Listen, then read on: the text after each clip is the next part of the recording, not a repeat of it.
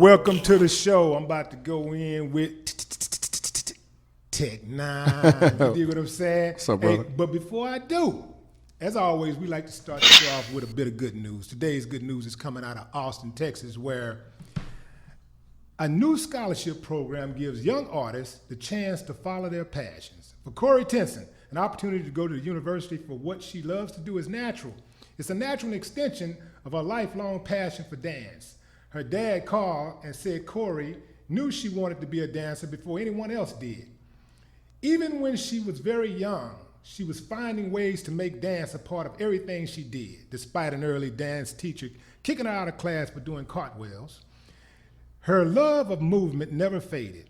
Dance was a constant in Corey's life. When her father had to leave the family for army deployments overseas, when everything else was uncertain or changing, dance was always a part of Corey's life. For some dancers, the dream of going further in their studies ends after high school, and not for a lack of passion. Of the more than 7,000 universities and colleges across America, only about 80 of them are accredited dance programs. Private unaccredited programs exist, but they're often even more expensive, and students who attend them might not be eligible for aid. This is the reality for so many creative youth looking to follow their dreams. There aren't enough schools with programs for what they want to do. Even if they find a school they love and are accepted to, there often aren't enough scholarships to help them afford to go. It's a big problem, and one that the Live Moss scholarships are trying to fix. The Live Moss scholarships are offered exclusively to talented, creative students who want to pursue higher education, but don't fit the criteria for standard academic or athletic scholarships. These students are artists, writers, and musicians. They're filmmakers, designers, and activists. They're powerfully talented dancers like Corey. In 2016, the Live Moss Scholarship Fund awarded 220 scholarships to deserving recipients, ranging from $2,500 to $25,000. They promise a one-of-a-kind opportunity for the next generation, one that's not based on grades or sports. There are no essays, no test scores, no right or wrong answers. There's just talent and a desire to do more with it. Corey received a scholarship to attend the prestigious dance program at the University of Texas in Austin. For her, it's the culmination of a dream and a reminder of who she is. Corey's mom, Minnie, agrees. I've always had two words for Corey. Whenever she goes to school or she's on stage, be brave, she said.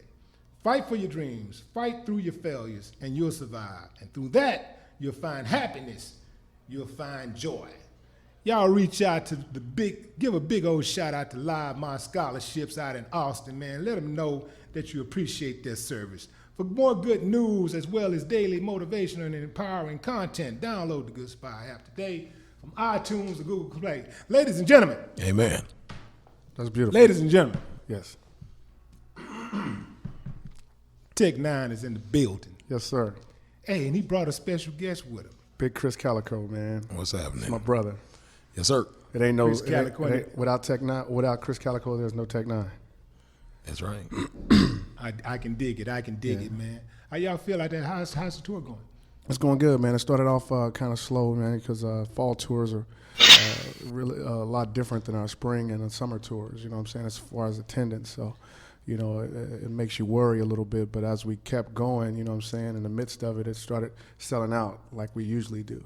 You know, hey man, hey, you got a little irony in the name. It's the calm before the storm. Yes. You know It's the calm before the storm. So it's just getting started. It's cranking exactly, up now. Exactly. You know, and that's crazy that you brought that up, because I feel like that after all these years, man, because I've been rhyming since '85. You know, I was in 7th grade, right? And I'll be 45 November 8th. I mean, yeah, 45, because I'm 44 right now, right? Yeah. Not that he had checked with me. Really, because I always tell people I'm 22, you know what I'm saying? Right, I feel like I'm 22, you know what I'm saying? So I'm like, am I about to turn 45?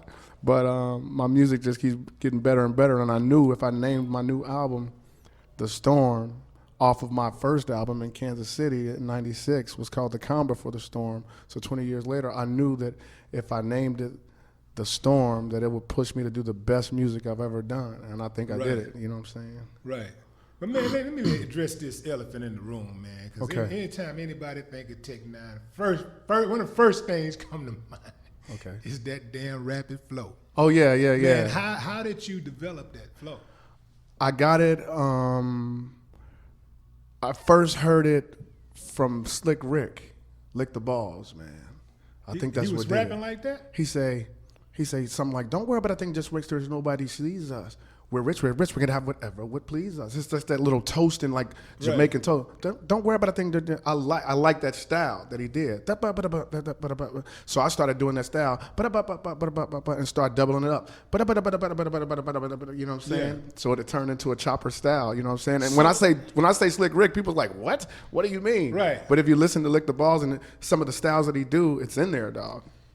So you took it to the next level with the doubling up on it. Yes. And So then that's all you. And then later years, like I saw Twista come out like big, like on TV with it. I'm like, Right. whoa, you know what I'm saying? It was Right. another fast rapper. Right. You know what I mean? So, cause my first rhyme in '85 in the 7th grade was non-stop and rapping in the year of '85. But when the money dogs rapping, MC rappers want to crop. But when you hear the vicious beat ball echo through your bones, think of DONTEZZ because he stands alone. Nobody wasn't rapping like that, cause Right. it was like when LL Cool J was out and everybody was rapping like motivating and then I'm devastating. Right. You know what I'm saying? It was like that. Like, I feel good, like Candy. You know what I'm saying? Right. Everybody was trying to mimic that. But Right. mine was like, mine stopped rapping in the year of '85. But when it started like that, so I don't know. It's just something. It's just something that I felt like it came from Lick the Balls. That's when I first started really like doubling it up. You know what I'm saying? Now, when you were doing it, were people amazed or were they more like, what the hell is this dude talking about? They was always amazed. The first time I busted a rap in school, people always been amazed because I used to do it and beat up. I did all that on my chest, you know what I'm saying, when I was rapping, you know what I'm saying? So like, you heard Aaron, you know, because my name is Aaron Yates. Right. You heard Aaron, he beats on his chest and raps, you know, and it don't sound like nobody else. So I never sounded like anybody, even though I wanted to be Ice Cube, you know what I'm saying? Right. That's what made me really want to rap. Ice Cube, Public Enemy, BDP, stuff like that. It made me want to rap, you know what I'm saying? Like really take it seriously. Right.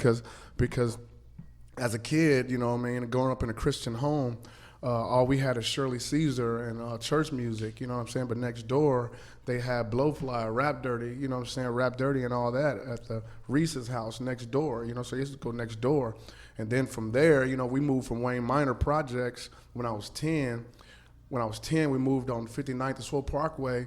It was Roger Troutman and Zapp, you know what I'm saying, that really intrigued me. And then I heard Planet Rock for the first time around that time, you know what I'm saying, by Africa Bambaataa and the Soul Sonic Force at a family reunion skating party at Skateland East. Mm-hmm. And it just made me stop on the rink and like, what the hell is that eerie sound, you know what I'm saying? So it's like, it's always been about music. So I used to be a dancer, pop, lock, and break dancer to all that, you know, so even Michael Jackson dancing, everything, MC Hammer dancing, all that, you know what I'm saying? So with rhythm came rhyme. So I already had the rhythm from being a dancer. So it was easier for me to stay on beat when I'm rapping like that. Right. Follow me all around the planet. I run the gamut on psychology. They can never manage me, do damage with no apology. Pick them up the panic a little minute because I got to be friendly. I got my jammer because I'm an oddity. You know what I'm saying? You got to be able to stay on beat on that. You know what I'm saying? Now, here go the thing. This is what I wanted to say, man. Like, when I think about those rappers, I call them double rhyming. Double rhyming, yeah, it is. When I think about that, I always, it's three names that invariably come to mind. Bone Thug. And that's, of course, Bone Thug. Twista. Twista and you. Yeah. Now, I can understand what you and Twista are saying. Yeah. You know, exactly. I mean, even though y'all like fucking just. I never could understand Bone though. I could never understand Bone, but I ain't the only one. But I know I like it. I do Whatever too. the hell they do. Everybody liked it. Exactly. I know But I know I like it. I know people that actually know the words, you know, even on the simplest stuff like, know. and we're going to miss everybody, and we're going to miss everybody, and then it just switched, and we're going to miss everybody, and who the hell is Edward Lottie? I don't know. That's what it sounded like it was saying. Yeah. If you listen to it, he say, and I'm going to, busy be on something, and I'm going to miss everybody, and I'm going to miss everybody, and I'm going to miss everybody, and I'm like, what? You know what I'm saying? I don't know what he say. Right. But when we went on tour with them, DJ Ice was telling me something about Little Boo Boo got killed or something. Little Boo Boo, God's got him. We never knew what that was. Right. You know what I'm saying? He said Little Boo Boo was their homeboy. He was like, he was breaking down the lyrics for us, like, Little Boo Boo, God's got him, and we're going to miss everybody. I wouldn't have known if DJ Ice didn't tell us, you know what I'm saying? So I ain't the only one, and you ain't the only one that never really understood everything Bone Thugs say, you know what I'm saying? And I go with the chopper flow. And then check this out, man. I remember we were in Cleveland back in the day, and Bone opened up for us. Yeah. And I remember Chief, our road manager, came back, and he was like, man, you heard them little motherfuckers, man, rapping, man. Them niggas is killing it, man. They killing it. Man, they got the crowd going crazy. So we were backstage. So, you know, you come around, peek out. You know, I peek out. I'm like, oh, shit. Everybody losing it. Yeah. And I'm like, man, what the fuck are they saying? Yeah. So, of course, we slept on it. Yeah. And next thing you know, it was like maybe 2 years later. Yeah. They signed a deal with Easy, and the rest is history. Oh man, it blew up, man. Yeah. Made history. Now you've signed a number of deals yourself, man. You've been busy, man. Yeah, I signed my first record deal in '93 with Jimmy Jam and Terry Lewis. And, you got so much damn history. I looked that up, and you also. Well, I remember this. I remember this off the top of my head, but you used to be signed to Quest Records. Yeah, with Quincy Jones. So all this is tied together, man. Okay. Like OG Muggs over there, he always called me Lil Michael Jackson. You know what I'm saying? Because of the fanaticism of my fans and stuff like that. That's why I think he called me Lil Michael Jackson. I'm not sure why he called me, but he's been calling me that for a long time. But when I think about it, I was signed with Jimmy Jam and Terry Lewis back in the day. They did Janet Jackson's music. You know what I'm saying? You remember, you know what I'm saying? They did Control and all that kind of stuff, you know what I mean? So I lost that deal from 93 to 95. 96, 97 is when I signed to Quest with Quincy Jones. He did Michael Jackson's music. You know what I'm saying? So I was always connected with the Jacksons somehow. You know what I'm saying? I don't know how, I don't know why. But you never did a song with Mike? Nah, I wanted to though. I would have. I believe I would have. I believe I would have did a song with Mike, and he would have did a song with Prince. We would have did it together. You know what I'm saying? Because his big thing is Prince. You know what I'm saying? Right. Yeah, and he loves Michael Jackson too. But you know, Prince is his thing. You know what I'm saying? Prince is everybody's thing for real. But I would have did a song with Michael Jackson. But I actually got to do something on my new album with Marsha Ambrosius of Floetry, and Mike signed them. You know what I'm saying? Brownstone back in the day. So that made me feel good. I've been a Brownstone fan since day one. I used to date Maxie back in was it 93? Was it 90? I think it was 93. You used to date who? Maxie. She passed. She was one of the group members. Brownstone. I heard, you know what I'm saying? And if you love me, sing it. If you recently trust, died, right? Like maybe a year or so. Yeah. She fell and cut her neck on a glass or something like that. Yeah. Wow. Yeah. So when I was out there in '93, I think that was '93. Was it '93 or '96?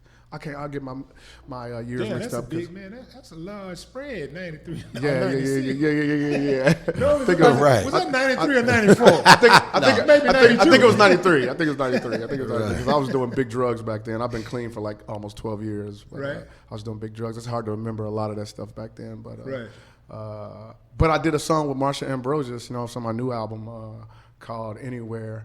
And I remember when they got signed to MJJ back in the day. I think they were like the first group to get signed by Michael Jackson.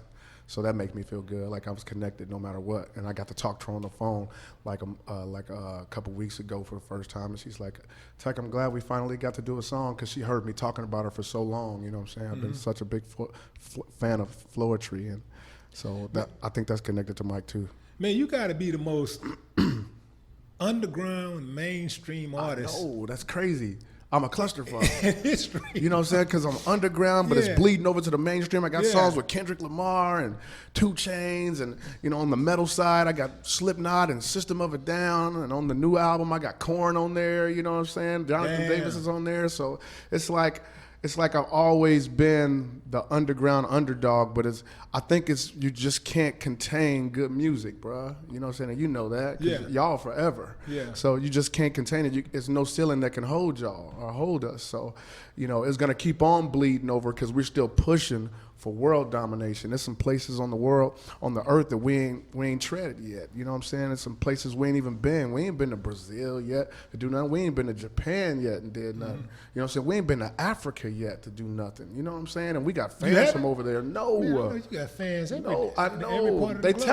tell us. Yeah. We just got to get over there, man. It's like we got a lot more What's work the to do. hold I don't know if there's a hold up. I think it's always promoters have to get us there, or we have to do it ourselves. You know what I'm Right. saying? And find venues ourselves over there.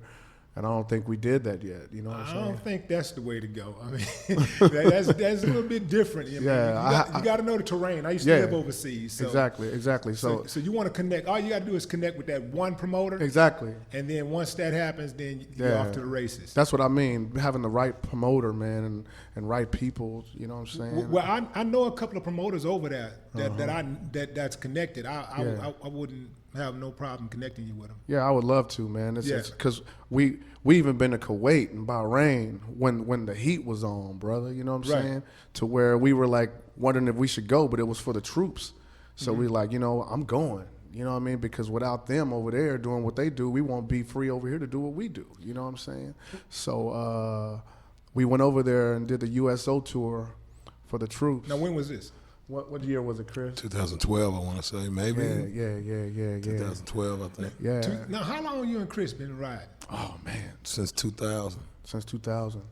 I Yeah. came to him and told him I wanted him to do my second major record with me. It was called Absolute Power. Right. But I got with him around my first album, Angelic. I think you did a song for me on Angelic. And how did y'all meet? We did a song called Who You Come to See. I found him at an open mic session, but he knew Where? It was on 18th and Vine. You know what I'm saying? Mardi Down Gras. in Kansas City, where we're from. Kansas called, City, right. it's called Yeah. the Mardi Gras in the Jazz District. You know what I'm Okay. saying? 18th and Vine. Charlie Parker. All that. I found him down there. He was down there singing and doing poetry.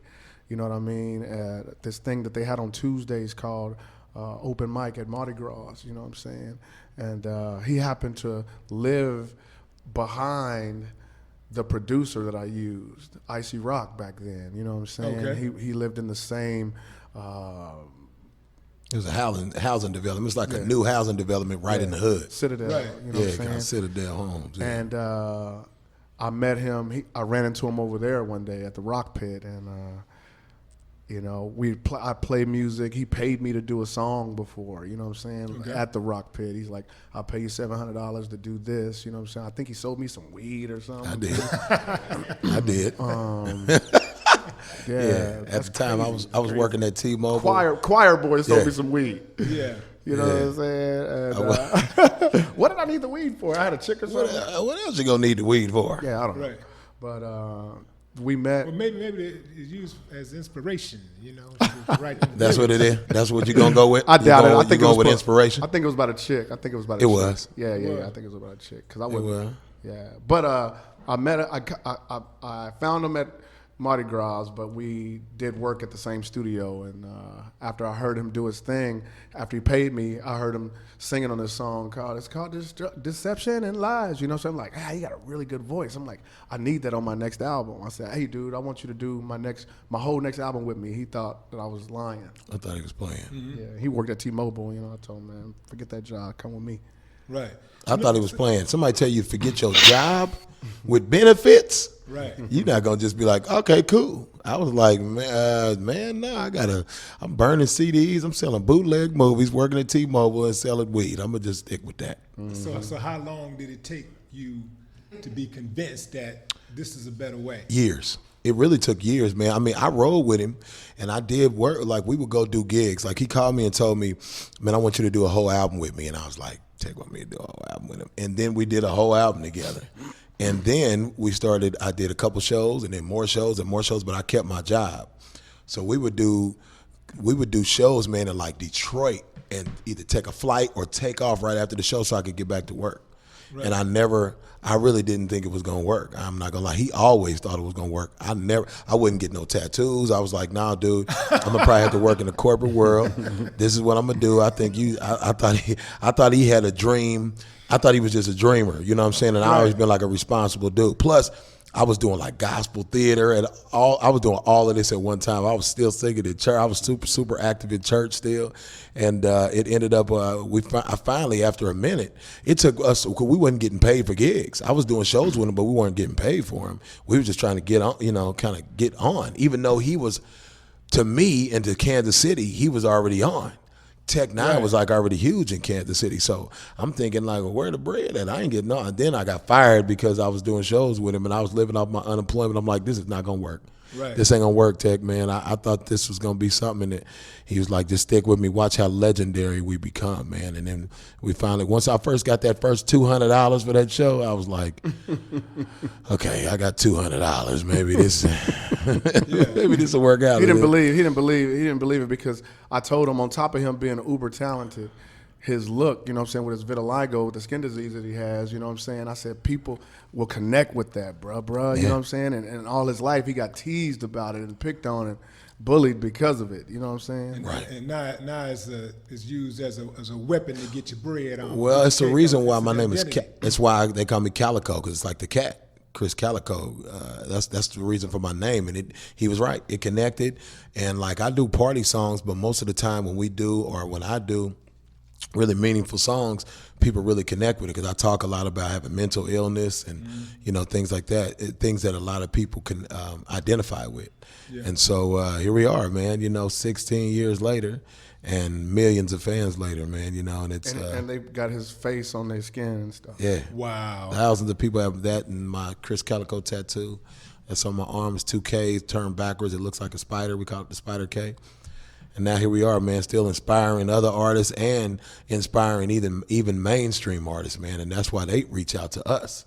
When we're walking somewhere and I seen 2 Chainz backstage at a festival we playing, and I'm just kind of walking. He walking with his boys, and I'm by myself backstage. And he like, hold on, hey, Chris Calico, hey, man, come here, man, I love your stuff. And I'm like, you know me? Because we never really know. At some point, a good student will become the teacher. Yeah. Hey, we're going to take a quick break, and we'll be right back.